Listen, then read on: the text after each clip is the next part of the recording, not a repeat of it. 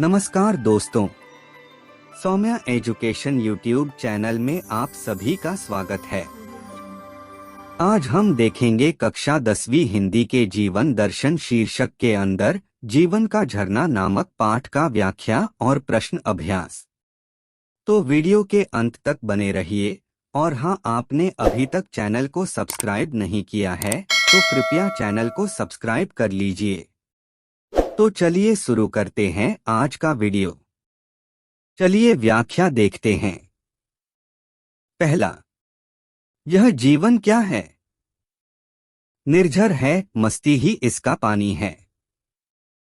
सुख दुख के दोनों तीरों से चल रहा राह मनमानी है। कब फूटा गिरी के अंतर में, किस अंचल से उतरा नीचे, किस घाटी से बहकर आया समतल में अपने को खींचे। संदर्भ: बच्चों, प्रस्तुत पंक्ति हमारी पाठ्य पुस्तक हिंदी के आरसी प्रसाद सिंह द्वारा रचित जीवन का झरना से अवतरित है। प्रसंग: चलिए प्रसंग देखते हैं। बच्चों, कवि ने जीवन में सुख दुख का सामना करते हुए अपने पथ पर अनवरत चलते रहने की प्रेरणा दी है। व्याख्या: इस प्रसंग में कवि कहते हैं कि यह जीवन क्या है? यह जीवन निरंतर बहने वाले झरनों की तरह है। आनंद ही इस जीवन रूपी झरने का पानी है, जो सुख और दुख रूपी दो किनारों के बीच निर्बाध गति से प्रवाहित होता है।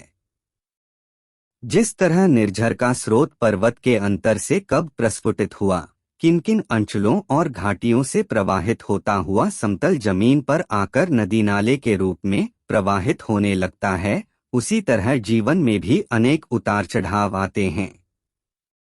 इसी का नाम जीवन है। विशेष: पहला, कवि ने जीवन को निर्झर समान बताया है। दूसरा, भाषा में प्रवाह, अनुप्रास, अलंकार तथा भावानुकूल। आगे दूसरा व्याख्या देखते हैं। निर्झर में गति है, यौवन है, वह आगे बढ़ता जाता है। धुन सिर्फ एक है चलने की, अपनी मस्ती में गाता है।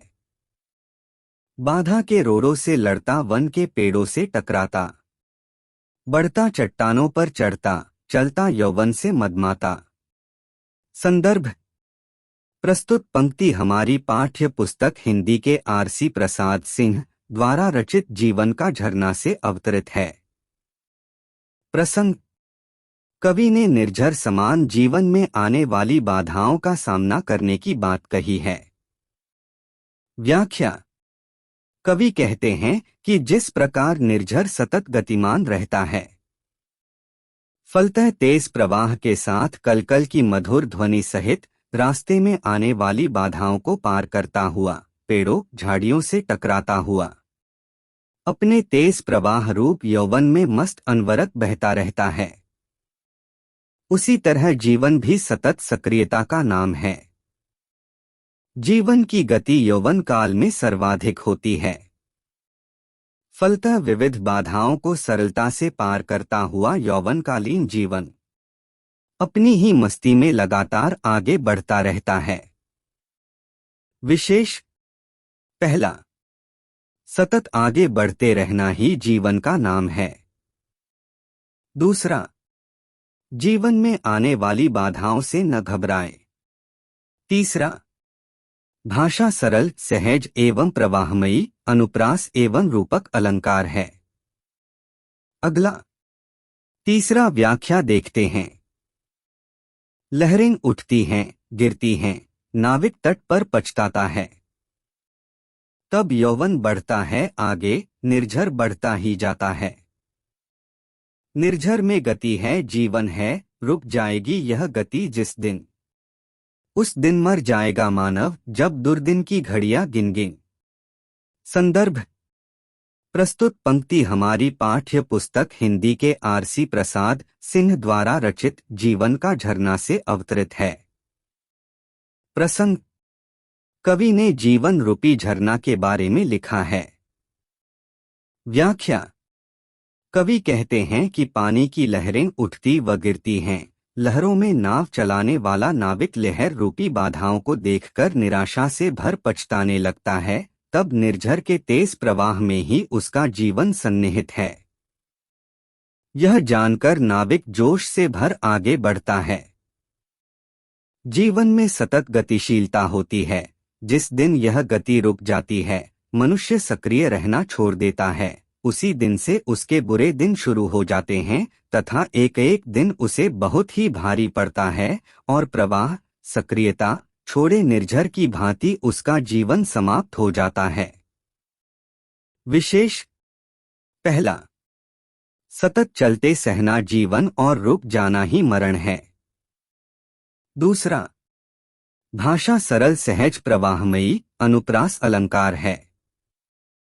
आगे चौथा व्याख्या देखते हैं। निर्झर कहता है, बढ़े चलो, तुम पीछे मत देखो मुड़कर। यौवन कहता है, बढ़े चलो, सोचो मत क्या होगा चलकर।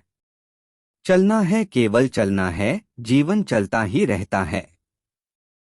मर जाना है, रुक जाना ही, निर्झर यह झरकर कहता है।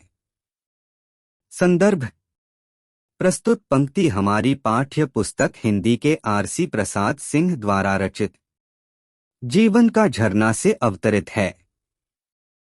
प्रसंग: कवि ने जीवन में पीछे मुड़कर देखने के स्थान पर सतत आगे बढ़ने की सलाह दी है। व्याख्या: कवि कहते हैं कि झरना हमें आगे बढ़ते रहने की सीख देता है। हमेशा आगे बढ़ते रहना चाहिए, पीछे मुड़कर नहीं देखना चाहिए। जवान हो, आगे बढ़ने से मत सोचो, सोचकर क्या मिलेगा। आगे बढ़ोगे तो तुम्हारी मंजिल तुम्हें मिल जाएगी। चलना ही जीवन का नाम है, हमें चलते रहना चाहिए। झरनों की तरह रुक जाना ही मर जाना है। झरना बहते हुए हमें सतत आगे बढ़ते रहने की सीख देता है। प्रवाह का थमना उसकी समाप्ति का द्योतक है। उसी तरह जीवन में सक्रियता, गति का अभाव मृत्यु सम होता है। इसलिए अपने जीवन के पथ पर चलते रहना चाहिए, कर्म करना नहीं छोड़ना चाहिए। विशेष पहला, जीवन में सतत आगे बढ़ते रहें, कवि ने यह संदेश दिया है। दूसरा, चलने का नाम जीवन और रुकने का नाम मृत्यु है। तीसरा, भाषा सरल सहज एवं भावानुकूल है। अभ्यास के प्रश्न। प्रश्न पहला, कवि ने जीवन की समानता झरने से किन किन रूपों में की है? अपने शब्दों में लिखिए। उत्तर: कवि ने जीवन की समानता झरने से की है। झरना पहाड़ के अंतर से जन्म लेता है तथा ऊपर नीचे, पहाड़ घाटी, वृक्ष झाड़ी जैसी अनेक विषम असाध्य बाधाओं को भी साध्य बनाता हुआ अनवरत प्रवाहित होकर अपनी सजीवता का परिचय देता है। जहां उसका प्रवाह रुका वहीं उसका अंत हो जाता है। निर्झर के समान ही जीवन भी होता है। जीवन में नानाविध समस्याएं बाधा स्वरूप अनवरत आती हैं। इनका समाधान कर आगे बढ़ते रहना जीवन की नियति है। सुख दुख ही जीवन रूपी झरने के दो किनारे हैं। जीवन में सक्रियता घटी तो समझ लेना चाहिए कि जीवन का भी अंत सन्निकट है। प्रश्न दूसरा, कविता में आई पंक्ति सुख दुख के दोनों तीरों से कवि का क्या आशय है? मानव जीवन में इनका महत्व क्या है? उत्तर: सुख दुख के दोनों तीरों से कवि का यह आशय है कि जिस तरह दो तट के बिना झरने का अस्तित्व नहीं हो सकता है, उसी तरह सुख दुख के बिना जीवन की कल्पना संभव नहीं है। निर्झर के दो किनारों की तरह सुख दुख जीवन रूपी निर्झर के दो किनारे हैं। प्रश्न तीसरा, संपूर्ण कविता में झरना मानव जीवन के विभिन्न भाव बोधों से जुड़ता है, कैसे? अपने विचार प्रस्तुत कीजिए। उत्तर: संपूर्ण कविता में झरना मानव जीवन के भाव बोध, सुख दुख किनारे, मार्ग में आने वाली बाधाएं, युवावस्था का गतिशील जीवन, बीते समय के बारे में बिना सोचे आगे बढ़ने की कामना है। झरना इन्हीं की प्रेरणा देता है। मनुष्य को हमेशा क्रियाशील रहना चाहिए। प्रश्न चौथा। उक्त पंक्ति बाधा के रोड़ों से लड़ता का आशय जीवन को कैसे और कब कब प्रभावित तथा प्रेरित करता है? अपने शब्दों में लिखिए। उत्तर। जीवन में प्रगतिशील होने के रास्ते में अनेक रुकावटें व बाधाएं हमारे सामने आती हैं। उन बाधाओं से लड़कर संघर्ष कर जो मानव आगे बढ़ जाता है वह अपना जीवन सफल कर लेता है। बाधाओं से डरना नहीं चाहिए, उनसे लड़ने की हिम्मत हो और हिम्मत जुटाकर उसे पार कर लेना चाहिए, जिससे हमें अपने संघर्ष का फल मिल जाता है और बहुत खुशी होती है। प्रश्न पांचवा। जीवन का झरना कविता में मानव का मृत हो जाना क्यों और कब बताया गया है? उत्तर। जीवन का झरना कविता में कवि ने गतिशीलता के अभाव में जीवन की समाप्ति, मृत की बात बताई है।